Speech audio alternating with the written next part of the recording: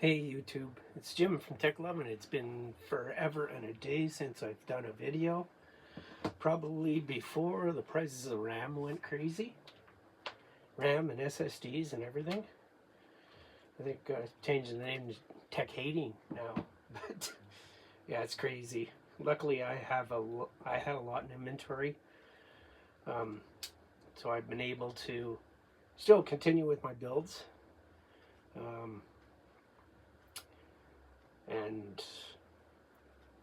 yeah, I guess I'm making a little bit off of them now. I'm making a little bit more profit because of the prices of RAM and SSDs and everything, and I paid less than what they're going for now, but I'm still offering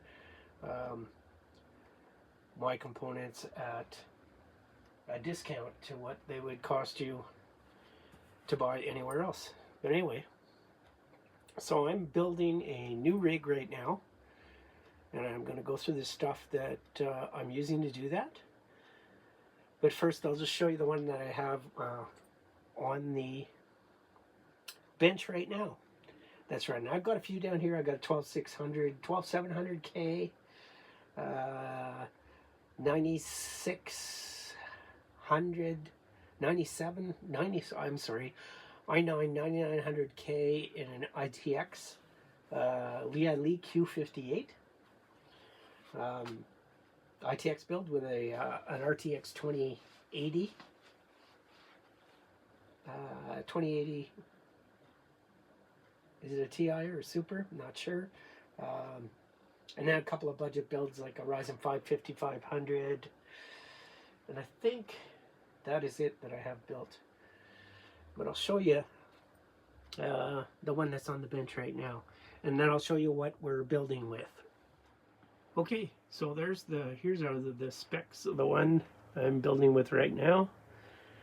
7800X3D, 32 gig DDR5 6000. ASRock Tai Chi 7900 XTX.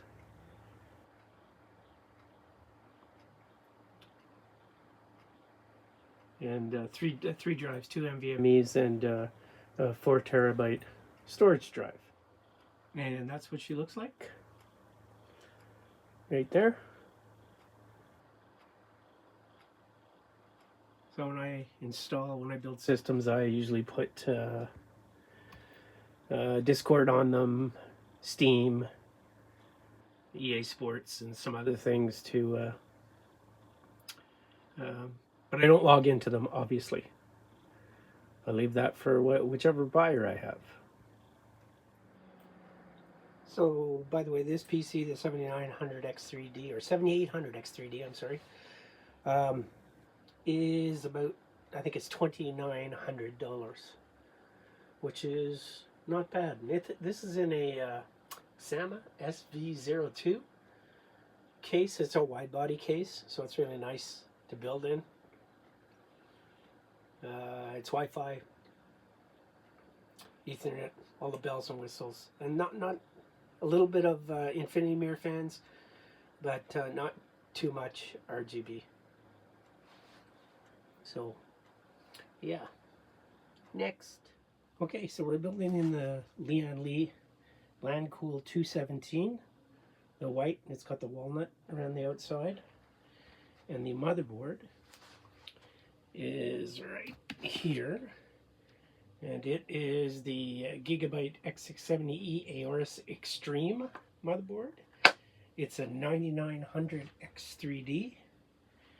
That's already in there, and we're using the Thermalright Molnar Vision 360mm AIO, and the graphics card is this one. You can't even see it, but it's a 5080 Founders Edition that's going in it, and there is 64 gig of T-Force Delta RAM that is in it right now, and it has Windows 11 Pro, and it's all configured and ready to go. Just got to add the power supply. Is a 1300 watt power supply. It's an EVGA 1300 watt PSU. So as you can see, I've already installed the motherboard. The RAM, the CPU is all in there.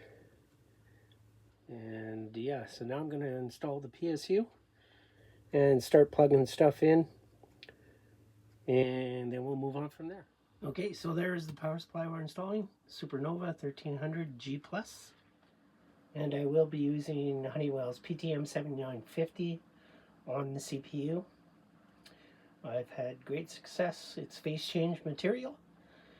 I've had great success with it on graphics cards by, Founders Editions, being able to reduce their temperature by 20 degrees, or bringing the delta between the hotspot and the GPU from well above 20 to down to 15 or closer to 12 degrees delta between them. So I really like PTM7950. I think it's the best out there.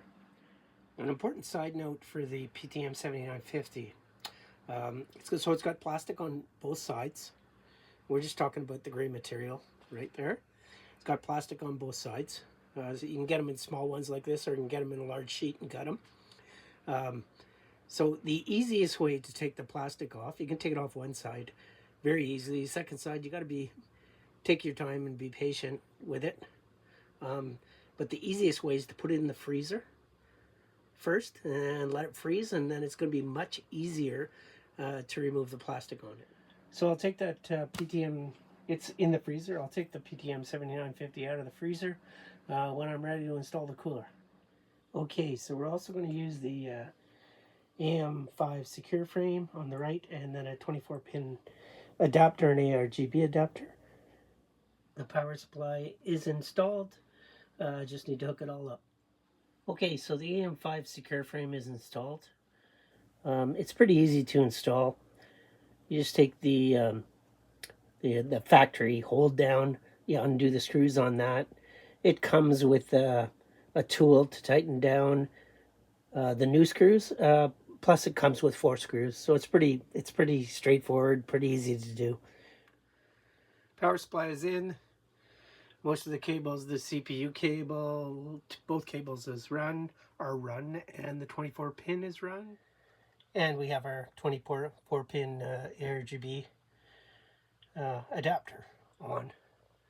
So now we're going to move on and install the AIO. Surprisingly, there are only 2 ARGB headers on this board.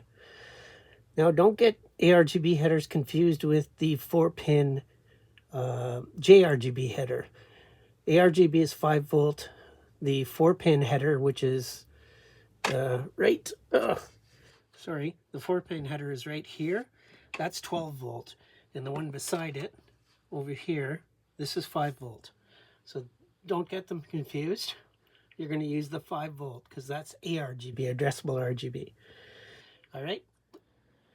Okay, that's as far as we're going to get for now. And I'm going to upload this, and I'll do part 2, where we'll put everything together. The hardest part to put in was the USB 3 connector. If you use these bottom fins and the Lian Lancool 217, you have to remove the fans, which is pretty easy because they're toolless. Remove the fans and then try and get that connector in, and then put the fans back in. Anyway, it wasn't any easy task, that's for sure. So anyway, I'm Jim from Tech11, and join me on the next one when I continue this. Bye for now.